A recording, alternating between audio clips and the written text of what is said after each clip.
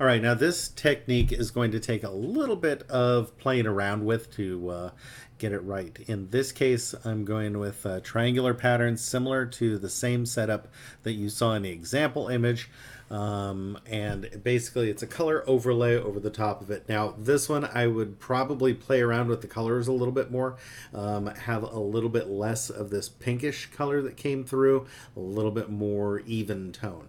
Now the one large chunk here is designed so that it allows for a good central place to drop text in. Okay, so in your example one, same sort of thing. Now also, I might want to put that large chunk over here on the left-hand side since there's so much visually interesting happening right here on the right-hand side. But I would probably pick and choose based on the design. So you can take pretty much any image and do it. And if you didn't see me create, so this one, it does have the black and white overlay on it, and you can decide if you want that or not. I kind of like it either way, but if you wanted the black and white overlay, if you didn't see in the previous video, what you do is you choose to create a new fill or adjustment layer. You make sure you target the lowest layer you want affected. You choose fill or adjustment layer and tell it black and white. Okay, you could also go through and change like hue, saturation, and tweak all the colors around. Depends on what your interest is there and what visually looks good to you. Now this one, I kind of like it black and white. I kind of like it with color, doesn't matter. I could go either way and it works fine. Okay. Now what I've done here is I created a number of shapes over the top of the image, and then I put them into this group. In this group, you'll notice I've changed the settings here to hard light with the opacity down to 55%. If I open this up, you'll see it will start outlining all the different shapes that I made to create it. Okay, so without any further ado, let's go ahead and jump over to here. And I wanted to grab a nice kind of dull image to work with, picture of a bird on the street. Okay, now to start off with, I'm not even worried about what's going on with the picture underneath because I'm going to totally cover the whole thing up. Okay, now when you are working with the pen tool, a couple of things to note. You want to make sure this setting here is set to shape. Otherwise, what's going to happen is if you leave it on the default path, all it's going to do is make a path. That's it. Path is done. Okay, so let's go ahead and undo those. And I'm going to choose shape. And when I go like this and make my shape, it's now a shape with fill and stroke, just like you would in Illustrator. All right, so I'm going to choose a color to work with here. I'm going to work with kind of these orangey colors. Now, in this color palette, it's kind of set up a little bit differently. And you know what? I didn't do this on my earlier one. I should probably go here and let's say wanted to load swatches. No. Is there a preset?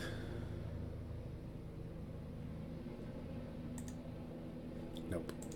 All right. I don't have swatches saved here, so I guess I'm kind of out of luck on that.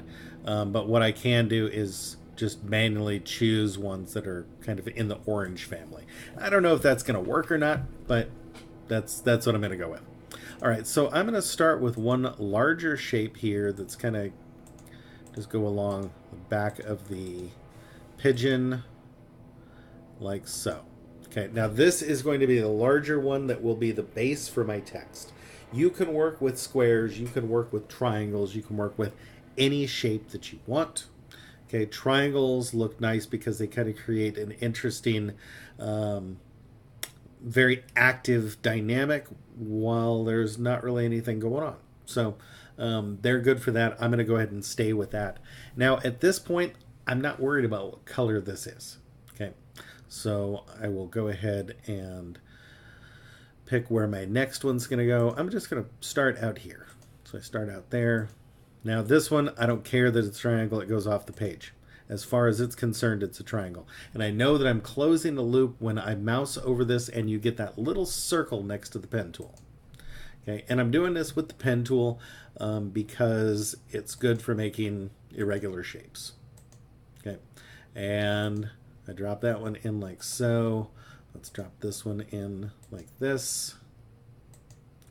Okay, And I'm just going to start going through here and trying to close up the whole space. If I go and I leave gaps, okay, I can always go through and use the direct select tool, which in Photoshop, to get to the direct select tool, you click and hold on the path selection tool and you'll get to the direct select tool.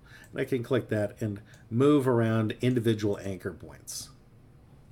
Okay, so but on this, I would have to go through and target the layer that I want to work on. Otherwise, it won't show you the anchor point. Okay, so once I get that, okay, I'm not worried about it at the moment right now. So let's go ahead and just keep plugging away at this. Back to my pen tool. Now the pen tool in Photoshop, it looks the same as it does in Illustrator, and it works pretty much the same. Okay, now you've got a few things that don't quite work as well, but we don't really need to get into those because it's going to do, I think, for everything you guys are going to want to do with this, it's going to do the same thing. But you can click and hold and you can see the settings that you get. You still have convert anchor point, delete, add. I wouldn't play with these two. They work a little bit differently than what you're used to in Illustrator. But you know what? If you do want to play with them, play with them. The worst thing that happens, you don't like it, you stop using it. Okay, so like I said, I had one big chunk here. I want to make sure that everything else is in smaller chunks. And that's going to help create that interesting visual dynamic. Okay, don't want anything that's going to be too large. And if you mouse over here, notice I've been coming over to next to the shape and then realize, it's got a little plus sign. I don't want that. I want a little star sign. The star sign tells me I'm starting a new path. And each one of these, I want it to be a brand new triangle, brand new shape. Okay. Unfortunately, the more of these I have, the more work it's going to be as I go forward. Okay, so I don't want to do too many of them, but I do want to do enough that it's going to create an interesting visual. If you don't have enough, it's going to look a little dull. All right, so let's go ahead, drop that one in. You notice each time I'm closing it up with that circle, okay, even when it's coming off the page. All right, again, I've got extra gaps in there. I'm not really worried about them, okay? Now, the easiest way to handle this next part is to select the lowest shape and scroll up all the way to the highest shape and hold Shift and click the highest shape. Okay, that's going to select all of these. Once you've got all these selected, the tool down here that you want to use is, it looks like a little file folder. And what that's going to do is it's going to assign it all to a new group. Okay, when I've got it into a new group, I can go up here to opacity and reduce the opacity and change my layer so that it's now showing a little, I'm seeing through it, and I'm seeing well, I'm seeing the shapes, plus I'm seeing the layer beneath it. Okay, so I'm seeing what its effect is going to be. And you're going to eventually leave that onto there. But I'll open that group back up. Let's start on this first one. Actually, let's start on the big one. Okay, I'm going to start on the big shape here, and I'm under Fill. I'm going to choose color. I need to make sure I'm still on the pen tool, otherwise my stroke and fill aren't going to be visible, and I want to make sure I have that layer chosen.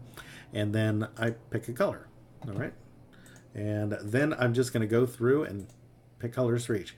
And I want them all to be in the orange and yellow family for this one. So on the other one, they were all blues and purples. If I choose one and it looks too similar, I can always pick one that's near it. I don't have to go with that. Okay, choose that layer. Let's put something down there. Especially the oranges. I think I'm going to run into a problem with them all looking pretty similar. Okay, and if you want to manually choose something, you can always go down here to the oranges and pick something like that. Okay, and that actually might be the way that I want to go, but I can fine-tune them afterwards as well. If I go and look at them and they're like, they're all too similar, I can go through and adjust. Okay, yellow, apparently for that one, I thought it was close enough to orange. I'm going to leave it for now. I might go through and change it again later, but you have a lot of options. You have a lot of choices. You just want to make sure you're targeting the new layer, and you'll see it. It's got the little blue line around it, so it'll be highlighted. Let's choose another orange brown sort of color and keep on going through here. All right. Probably not going to be very interesting to watch this part. You can go ahead and keep going with yours. If you're trying to do this effect. If you're not trying to do this effect, yeah, tune out now. Tune out before now. Doesn't it's not all that.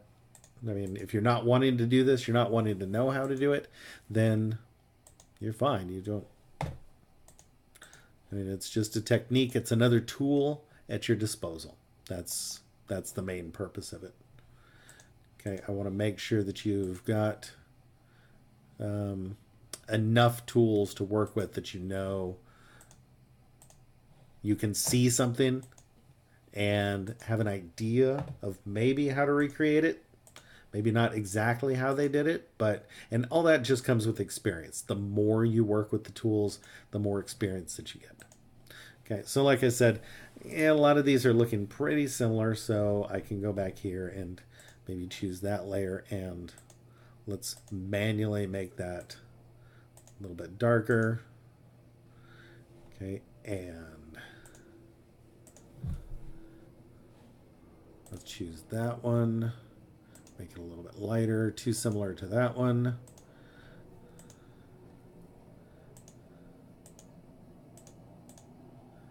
And play around with it till you find color that you like. Oops. All right, so once you've got that, okay, I can go back up here. I can condense the group down. I can also play around on the one that I showed as my example one. I didn't end up staying with multiply. I changed it up. Okay, you can click around through these. That creates an interesting look. Okay, you can change up which blending mode you're working with. That's what I'm adjusting right there, or blending modes. You can change up what the opacity is. Okay, so I could go with something like this, which is a really intense overview, but I can also drop that down. Okay, so it comes out quite a bit more. The problem with this one is all these colors look so similar when you start reducing. Okay, I could also come in here with my adjustment layer and change the hue and saturation. And I can make it more green, I can make it more red, okay, more purple and blue.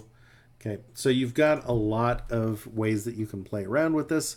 The ultimate goal is you end up with it the way you want. Okay, and just like any other one, I can click over here and let's make a bigger font than that. That's 72 point. Let's go ahead and go up to 200 point. Move it over here. Obviously, I've got the alignment set on right or something. Okay. And then you could type in here. Okay. So this would make weird. This would be weird for business. I don't think it works for bioscience. Probably have to go with one of the visual arts. Maybe let's go web design. Web design, program of study. Whoops, I've got my settings weird from earlier posters I was making. So I'm going to go up here and set that to auto. Okay. Web design, program of study.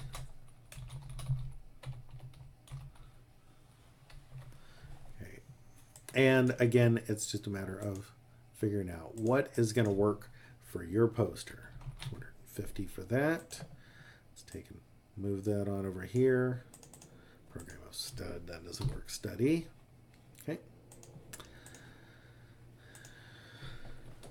And I probably don't want to leave that same font for this part. Okay, remember you don't want to overdo it with font choices, but you don't want to do it all the same font either.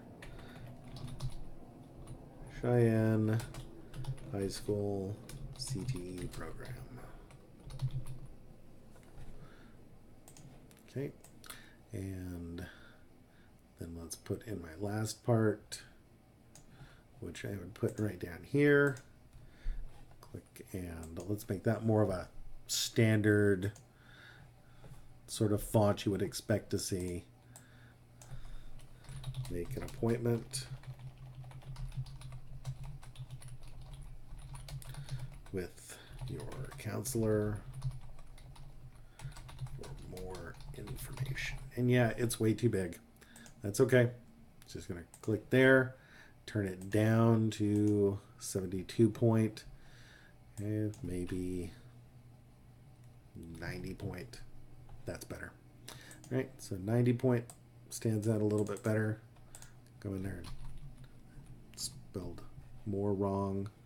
Make an appointment with your counselor. I spelled counselor wrong. It's easy to do when you're not seeing what you're actually typing. Theoretically, I would want to zoom in and take a look at that, but right now I just wanted to create the demo for you, show you what we got going on here. Another thing you can do, if you really wanted to play around with this more, is if I went into my individual shapes, right now, back onto the pen tool, I have got no, whoops, don't want that, I want black. You could go through and assign a stroke to them all, so they all end up with an outline. Now, depending on what blending mode you're working with, it might not do anything different, okay? But it could be worth playing around with, and you could adjust the stroke. Let's say I want this to be 10 points, okay? And then now I'm starting to see it up there. Okay, so adding that can create a little bit more of a stained glass look. Okay, so it's, again, I got to make that 10 points, manually put it in there, right? And then you're seeing those lines. So then having those gaps in there, it's not as big a deal because, oh, now it looks intentional, okay? Or, like I said, you can go through and fix it and move around the individual points. Now, if you wanted to drop a slogan in there, that would be the time to do it. If you wanted to take, and let's say I want to make that whole thing bigger, make sure you hold Shift while you're resizing it. Okay, and make that pop a little bit more. And you can also go through, and remember, you can apply layer effects to this. Okay, so I could drop that in there, and let's give it a drop shadow. And you can see, there we go. You can see it a little bit more. It's, if I turn preview off, excuse me, you can see what it's doing to the words web design program of study. Makes it more or less slightly more visible. If you wanted to give it some color there, you could even apply a color overlay at this point. I kind of like that blue right there. You can adjust the opacity on that. Okay, if you wanted. And there we go. All right, so that is how you create that. I've got one more demo that I'm setting up for you, and then you're good to go.